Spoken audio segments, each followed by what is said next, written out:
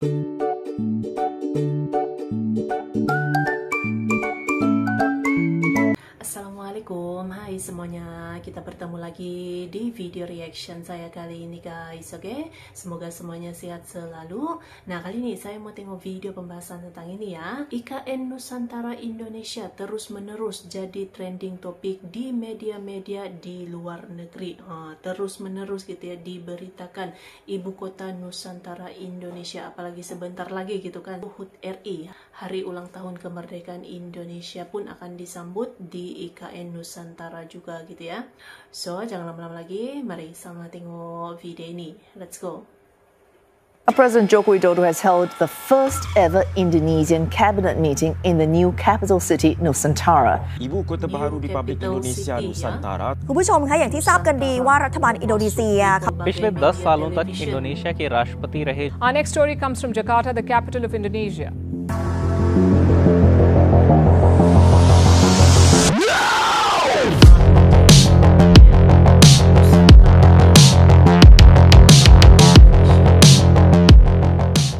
Pernah nggak sih kalian membayangkan bahwa suatu hari nanti Indonesia menjadi sorotan dunia?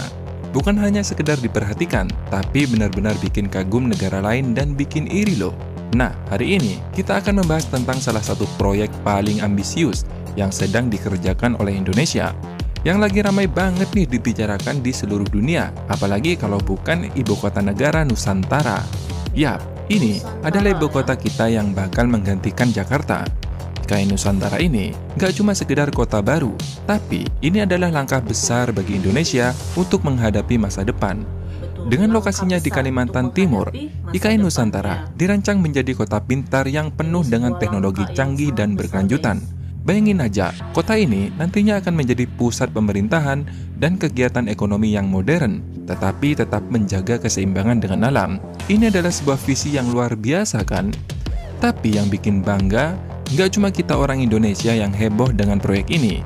Media dari berbagai negara seperti Thailand, Malaysia, Amerika, Jepang, Inggris, bahkan India, dan banyak lagi, mereka semua sedang memperhatikan perkembangan IKN Nusantara loh saat ini. Mereka kagum dengan betapa beraninya Indonesia dalam merancang masa depan dengan cara yang benar-benar berbeda. Bahkan, banyak dari mereka yang terkesima dengan visi besar kita ini, bro. President Joko Widodo has held the first ever Indonesian cabinet meeting in the new capital city, Nusantara. This as the outgoing leader looks to reassure investors that his $32 billion mega project is on the right track before he steps down in October. IKN adalah sebuah kanvas yang mengukir masa depan dan tak semua orang, tak semua negara memiliki kesempatan, memiliki kemampuan untuk membangun ibu kotanya yang dimulai betul-betul dari nol. ये ट्रेन चीन या जापान की नहीं, इंडोनेशिया की है। इंडोनेशिया ने भी bullet train का सपना भारत के साथ ही देखा था 2015 में, जहां इंडोनेशिया की वूश पिछले साल सितंबर से 350 किलोमीटर प्रति घंटे की स्पीड से दौड़ रही है। वहीं भारत को उम्मीद है कि वो अपनी पहली हाई स्पीड ट्रेन अभी 2028-29 तक दौड़ा पाएगा। इंडोनेशिया ने ये कारनामा किया चीन की मदद से, वहीं भारत अपना प्रोजेक्ट चला रहा है जापान की मदद से। पिछले 10 वर्षों में राष्ट्रपति जोको विडोडो के दौर में इंडोनेशिया ने बड़ी आर्थिक छलांग लगाई है। फिलहाल इंडोनेशिया तेज़ तरक्की करती अर्थव्यवस्थाओं में से एक है, लेकिन क्या आने वाला दौर भी इंडोनेशिया का है? जनसंख्या के मामले में इंडोनेशिया दुनिया का चौथा सबसे बड़ा देश है। अनुमान है कि कुछ ही दशकों में ये दुनिया की चौथी सबसे बड़ी अर्थव्यवस्था बन सकता है। पिछले 10 सालों तक इंडोनेशिया के राष्ट्रपति रहे जोको विडोडो ने अपने देश की अर्थव्यवस्था को मजबूत बनाने का फैसला किया। ये झलक है इंडोनेशिया के उज्जवल भविष्य की। नुसंतारा अरबों डॉलर निवेश कर तैयार होती देश की नई राजधानी, जिसे जंगल में बनाया जा रहा है। आलोचक इसे फिजूल खर्ची बताते हैं, लेकिन समर्थक दावा करते हैं कि इसमें देश के नए आत्मविश्वास और बढ़ती ताकत की झलक दिखती है। इंडोनेशिया शायद सबसे अहम देशों में एक, लेकिन सबसे कम समझा गया देश है। पिछले एक दशक में इंडोनेशिया में हुई तरक्की का श्रेय काफी हद तक राष्ट्रपति जोको विडोडो को जाता है। 2014 से नेतृत्व कर रहे विडोडो का कार्यकाल अब खत्म हो रहा है। लोगों को लगता है कि विडोडो साधारण परिवार से हैं और मेहनत के बलबूते ऊंचे पद पर पहुंचे हैं, इसलिए उनकी जरूरतों को समझते हैं और उनकी नीति बुनियादी सुविधाओं पर ध्यान देने की है। वो स्वास्थ्य और शिक्षा सेवाओं को बेहतर करने की कोशिश कर रहे हैं जो पहले अच्छी नहीं थी और उन तक पहुंच भी मुश्किल थी। लोग मानते हैं कि विडोडो ने उनके लिए कुछ किया है। विडोडो की सरकार ने शुरुआत से ही इंफ्रास्ट्रक्चर पर ध्यान दिया। सड़कों, बंदरगाहों और रेलवे जैसे ढांचों पर सरकारी खर्च साल 2014 में उनके सत्ता में आने के बाद से 3 गुना बढ़ चुका है। इंडोनेशिया भारत की ही तरह गुटनिरपेक्ष नीति का समर्थन करता रहा है, इसलिए आज की वैश्विक राजनीति में उसके लिए 2 देश बहुत अहम हो जाते हैं। दुनिया की 2 सबसे बड़ी अर्थव्यवस्थाएं चीन और अमेरिका। साल 2014 में अमेरिका इंडोनेशिया में चीन से थोड़ा ज्यादा निवेश कर रहा था, लेकिन पिछले वर्षों में चीन की ओर से आने वाले निवेश ने अमेरिकी निवेश को बहुत पीछे छोड़ दिया है।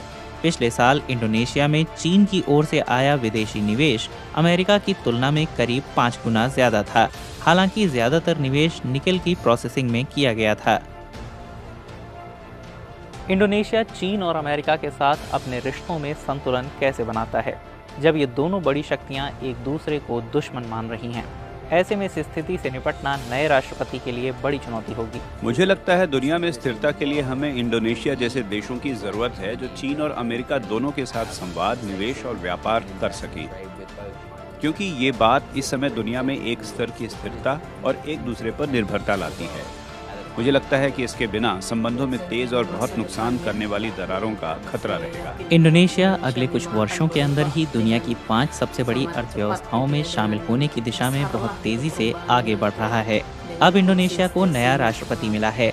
ऐसे में लोग उम्मीद लगाए बैठे हैं कि उनकी ऊंची आकांक्षाओं को वो सच्चाई में बदल पाएंगे। यानी इंडोनेशिया के पास कई मामलों में अर्थव्यवस्था के तौर पर बढ़त है, लेकिन उसके सामने चुनौतियां भी कम नहीं हैं। Mereka melihat Indonesia bukan hanya sebagai negara berkembang, tetapi sebagai negara yang siap menjadi pelopor pembangunan kota masa depan.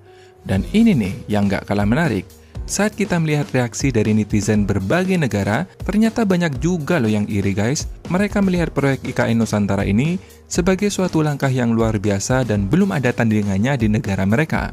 Ada yang sampai bilang kenapa negara kita nggak bisa seperti Indonesia ya? Ada juga yang bilang Indonesia sedang menyiapkan masa depan. Nanti kota ini akan makmur, memperluas kemakmuran ke berbagai tempat atau pemerataan ekonomi. Ada juga yang bilang Indonesia sebagai kakak di ASEAN yang saat ini ekonominya sedang tumbuh. Namun, ada juga yang membandingkan dengan pemerintah negara mereka sendiri, seperti komentar dari netizen India satu ini. Mereka bilang kalau mereka tidak produktif atau tidak ada yang dilakukan, kecuali menyalahkan partai politik dan oposisi. Bahkan yang kocak guys, ada yang bilang India telah menaiki tangga populasi dengan kecepatan yang lebih cepat daripada kecepatan peluru. Jadi lucu ya reaksi mereka. Dan di sini kita bisa melihat bahwa IKN Nusantara bukan hanya sekedar proyek, tapi juga simbol kebangkitan dan inovasi dari Indonesia. Jangan salah, ibu kota ini benar-benar dirancang oleh anak bangsa loh, putra-putri dari Indonesia sendiri, nggak pakai konsultan dari negara lain. Itu harus diingat. Bahkan ikon IKN pun digarap oleh legenda seniman dari Bali. Siapa lagi kalau bukan Inyoman Nuarte. Nah, kawan-kawan, proyek ini nggak cuma bikin negara lain iri, tapi nantinya juga banyak membawa keuntungan untuk kita.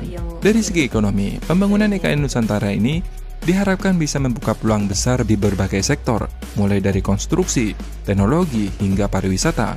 Bayangkan aja berapa banyak lapangan kerja baru yang telah tercipta saat ini saja. Selain itu, dengan adanya pemindahan ibu kota, Jakarta yang selama ini kita kenal sebagai pusat segalanya bisa sedikit bernafas lega.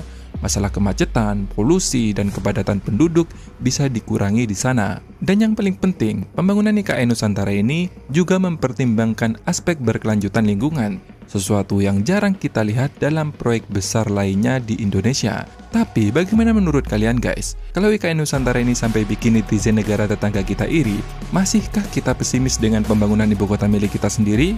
Aku rasa justru ini adalah momen di mana kita harus benar-benar bangga menjadi bagian dari Indonesia yang akan terus berkembang dan berinovasi. Nah, jangan lupa tinggalkan pendapat kalian di kolom komentar ya, dan mari kita diskusikan lebih lanjut tentang masa depan Indonesia yang luar biasa ini. Terima kasih sudah menonton, sampai jumpa di next video. Dadah!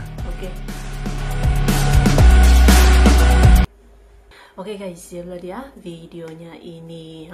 Jadi ya inilah dia perkembangannya Indonesia gitu ya. Memang lagi sorot, apalagi dengan adanya ibu kota baru Indonesia ini, Nusantara ini ya, yang terus menerus jadi pembicaraan, jadi sorotan gitu ya. Banyak yang mengungkapkan kekaguman juga gitu dengan IKN ini ya, ibu kota baru Nusantara ini ya. Dan ya ini memang satu langkah yang sangat besar gitu dan sangat berani gitu ya. Memang luar biasa tahnya untuk Indonesia gitu ya, yang sudah mengambil langkah besar untuk membangunkan ibu kota barunya ini ya. Mantap.